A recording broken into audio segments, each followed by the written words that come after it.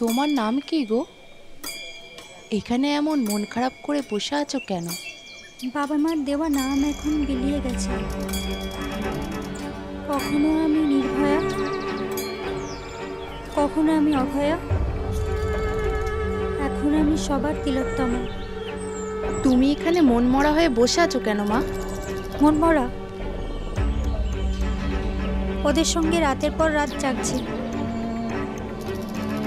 সেই দিন থেকে একটা রাতও ঘুমাইনি।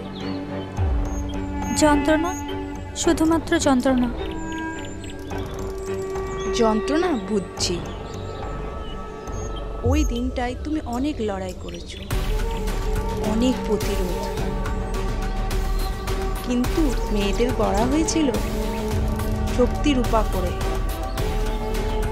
অথচ যুগ যুগ ধরে দেখেছি মণ্ডপে ছাড়া তাদের সেই ক্ষমতা, মূল্য অথবা মূল্যায়ন কোনো দিনও হলো না।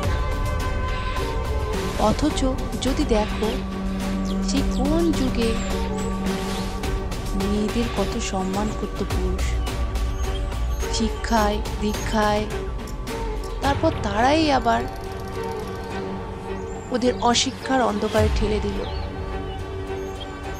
আমি শুধু চুপ করে দেখছি সেসব, আর অপেক্ষা করেছি কবে মেয়েগুলো ছিনিয়ে নেবে নিজের অধিকার। সে দিনও এলো, মেয়েরা আলোয় এলো। তা মেয়ে, তুমি কি বুঝছো এর নিষ্পত্তি হবে? নিষ্পত্তি কি জানি। মায়ের ঘরে মেয়ে যদি বিচার না পায়,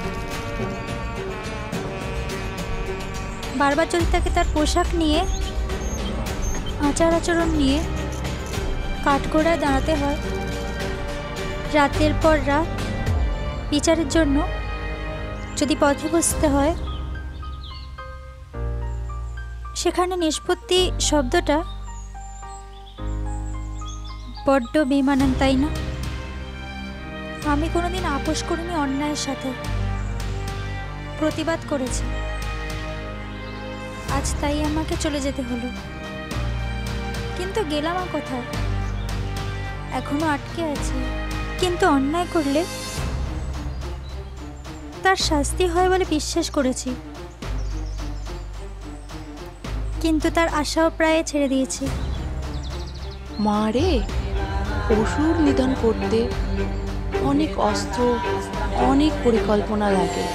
কোনো কিছু যে চিরস্থায়ী না, বোধন হতে আর মাত্র কটা দিন।